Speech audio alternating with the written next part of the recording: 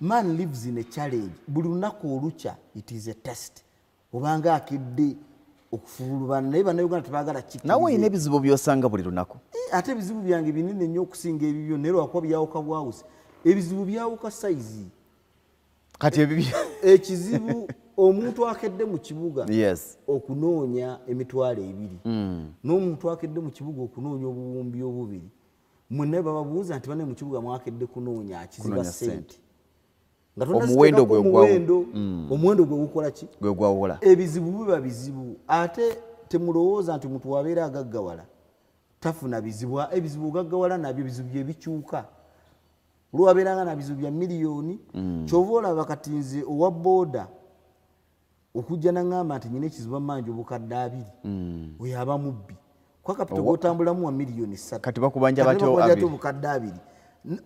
ebizibu bikula n'engaggawalayo era ffe abali ntuba n'ebizibu bingi kati saawa eno nwanisa banka zonna temukimanyi ekyo ekizibu kyendi mu kulwanisa kyaggwanga ddamba nwanira abantu miliyoni 46 obulamu bwabwe nekituula ku mutwe gwange bayinza nokikuttiramu era nga wena bagamba embegakaawo because I'm fighting for independence of the Ugandan economy lwansonga nakizudde nti the foreign circumstances around us have been designed, the systems, structures and policies have been designed in such a way nti tetuyina gaggawala tuyina limiti kwe tuyina okukoma kiringa wonna akusibira mu nju eno ng'asibiddemu akakadde kamu negamba Lugonvu okusibidde mu nju eno njagala ofulume ng'olina obukadde bumeka bubiri tosobola toyinawo obujja kuba mu nju mbeeramu akadde ki the circumstances and perimeters under which we are swimming have been narrowed to a certain level within structures of systems, financial systems and policies. Kintu kyannaku nnyo temujja kitegeera kati bannayuganda bannanga abasinga nemmwe mukimanye nti ezimu ku nsonga ezibakuumidde mu bwavu lwakuba our financial system structures and policies abasajja bano bazikwata ne bazitugga olina okuba ne wookoma kyovula abagamba ow'amaanyi talwana kuba lwansonga you can get a certain society to work for them forever. Ate naffe tuba tunoonya obugagga situyanta obugagga tubunoonya ffekka era ojja mu nnyumba eno osangamu n'abanfumbira osangamu n'abannongoseza ennyumba osangamu n'abalongoosa amaato. Wealth is a teamwork. Kitegeera obugagga tebuba bw'omu, it is a teamwork. Tosobola kukola wekka n'okulaakulana. Ate otya no man is an island. Nebyokola ng'omuntu okusinziira ku ndowooza yo n'okufumiitiriza bye byattractinga success towards you. Kati era mbadde ngamba ne Uganda bannange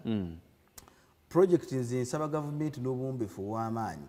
singa yaleeta project mu Uganda nga bagiyita operation mindset change n'esooka negenda ku bwongo just nga we nagamba nti obwongo obufu bulinga olaba leeta 0 nze ng'obwongo obubufu ne wenkwata biliyoni 10 n'ezikwanga capital zigwawo, it will be just a matter of time njagenda okuddira ng'ozizizaayo kuki ku 0 naye ate obwongo obutuufu obufumiitiriza bane kituyita multiplier effect nekyolabanga ekifu akikwata n'akiwumbawumba n'akifuula zaabu naye nga kyonna kitambulira kukola ki kufumiitiriza. If we can get our fellow ordinary Ugandans to reason sivuma eggwanga lino lijja kulaakulanya ku supiidi kuba kati ate oba otawaanira kinembeera nga buli muntu kyakola akola kituufu nokukola ekituufu ki simply reasoning out reality n'otegeera nti bankebedde ndi mulwadde n'ogenda n'omira eddagala todda mu ddogo si nti bankebedde ndi mulwadde n'oyaka ngendeko mu kyalo kiringa kufa. Death is a reality. Ekyokukkiririza mu kufa kyakufumiitiriza lwansonga lwaki omala amaanyi n'ebiseera nga weeraliikirira ekintu ky'omanyi nti kirina okubaawo ate nga tokirinaako kontro wadde obudde okinaabeerawo. Ekyo kireka bulefe olwaba abasiraamu tugamba alhamdulillah kati nze sitya wadde okufa kuba nakkiriza tinako kyekuli ate kulina okukola ki okubaawo ate neezikiriza nti sikuyinaako kumanya wadde obudde okunaabaawo kati waki neeraliikirira ekintu kye sitalinaako buyinza nakusalawo. Abantu tugamba nnyo nti byonna mwami Hamisi Kigundu byayogera tubikoze era oyinza okwogera byonna kyekiri kyewagaa nti ebiseera ebisinga emyaka egy'ekivubuka abantu bali mu mbeera ey'okwekyawa olinaga nti ogamba okutandika tutandise ogamba okulowooza tulowoozezza obukulowooza kwaffe kuyina kutambulira mu Uganda nga bw'ogiraba ku lwaleero kati ogamba otya nti byonna byakola tubikoze ate nga tunafuna ssente byayogera si byakola era byenjogera naye tonnabikola amanyi abantu batambula mu kuwakana na kukyawa naye ate ha mu kifo ky'omukyawa waali badde omuggyako amagezi nti muganda wange okuzuutya nagamba okola bwoti ne bwoti lino eggwanga tetugenda liwangaalirako bbanga ddene fena tugenda kufa nze seeraba myaka 8 mu maaso naye wendeka amagezi ngaawo nga tadde wansi era gavumenti yalitadde nnyo essira ku baana bano naddala abato emigi gy'emito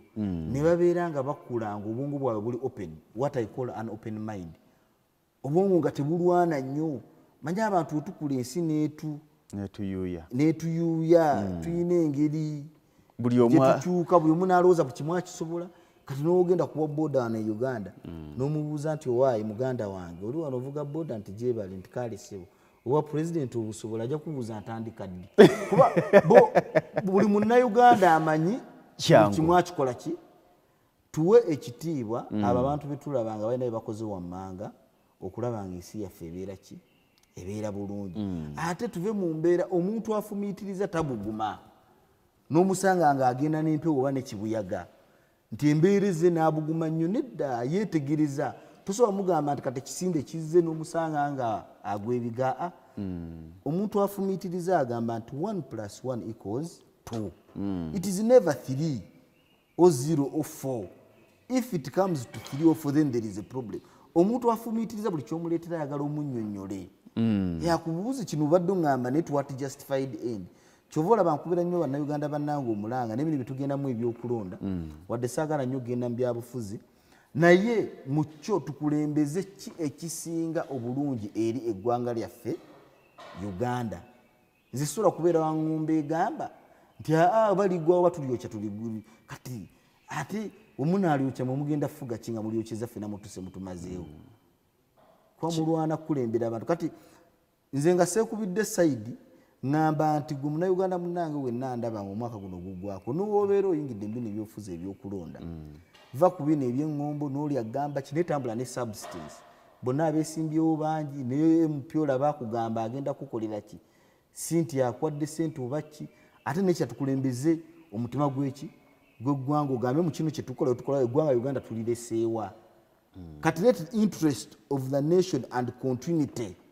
buli omu alina endowooza nti okugaggawala okubeera obulungi olina kusooka kuddukira ku mawanga g'ebweru kyokka nga tulaba abamu ku bantu nga mmwe abagaggawalidde e Uganda wawe tusobya fe abalowooza nti bw'otagenda bweru togaggawala era kiva ku ndowooza kati gwe ki ekikulowooza ate amu ssente waba zikoledde Uganda gwe ki ekikulowooza nti olina kusooka kuva wano zikola anyway kati ebyo nnyini bye tuli kuteeka misingi emito I'm not a selfish person ngezaako ate njagala nnyo eggwanga lyattu Uganda ne bannayuganda bannange kyova olaba nvumirira nnyo ebintu bya tribalism nvumirira nnyo ebintu by'abantu okwerowoozaako buli ssaawa oli n'abeera ng'ali selfish buli kimitizoolabauti naye bino byenkoze wammanga ebyo ebibuuzo byonna mbiddamu kyenkana kuba hamu aba azikoledde wano ate kati gwe ki ekikutwala ebweru ate kyabulyaza amaanyi okuva mu nsi yo ogenda okufuuka omuddu mu mawanga amalala era actually kyekiganye Africa yonna okutwalizaamu okukulaakulana why is it that Africa holds almost 90% of the world resources naye tubeera nga tukyali mbwavu lwansonga tunateekayo okufumiitiriza butya kino kye tulina Katonda kyeyatuwa ekiri nakyo wetukikwataganya okulaba nga kigasa eriffe Abafirika ng'abantu success and failure is reason let it be at an individual level let it be at a national level let it be at a continent level kyova nze gavumenti njikubira omulanga nti efube nnyo okulaba ng'epromotinga reason and reality naddala misingi gino mpya Uganda tugitunuulire nga weeri kyenvudde nagamba nti nze Uganda ndaba nga erina good climate erina fertile soils and a young energetic but currently unproductive population yeri population gye nagambye nti gavumenti kuva yajja mu buyinza abantu bakazaala abantu miliyoni 33 kitegeeza bonna bali wansi wa myaka 35 that is an energetic force katukwata tutya nuteekawo integrated agro processing plant ne tufuula ettaka erya value mu Uganda mu Uganda bano abavubuka ne tubakwata ne tubazaayo mu kulima kuba tojja basiba miguwa nti bagende balime kyogedde bulungi twakyawo obulimi tosobola basi yes naye if I create a conducive atmosphere where I've made agriculture productive gojja tandika okukubaganya gwavuga boda kati ogambe nti naye no boda gye nvugira wano ne eke 10 ze naleke waffe mu bindi wennemako obumonde kwembiteeka ku mizaani kyekisinga nze hamwe nabeera nkoze integrated agro processing plant esobola okufunira obumonde market nga buli bwoleeta mbugulirawo ku farm kitegeeza nja kuforcinga indirectly okudda muki mu bulimi ate kino ekintu kyenjogerako kisobola okukwata omanyi Uganda okulaakulana ffenna tulina okubeera nga tuli participants twali ggwanga ligenda twali agenda kukolera bugagga ffenna tulina okukola kati kintu kye kisobola otugatta ffenna ne tufuuka abakozi okusitula obulamu bwaffe n'eggwanga lyaffe lirina okutwalizamu mutakulimba kya bulimi neffe abamu aboolubatu tulina okuvayo katonda baasase tukola kye tuyita integrated agro processing plants zino nga zisobola okujja ebirime ku farms zino ne tubiwa value ne tuprocessing nga tusobola bifunira akatale why do we sell low coffee when we can sell finished coffee a finished product kati awo wakati production eyongerako value twongerako value tutera tujja kuba tucreating demand eri omulimu creating a demand due to factors of supply and demand these youth shall be forced to go into agriculture otherwise tosobola bategeerera government obuzungu bwesanga nti baagala okukola kye tuyita implementation of policies through enforcement no you can't enforce baagala okutegeerera omuntu alina obwongo omwefuusingako otya the best way or the clear path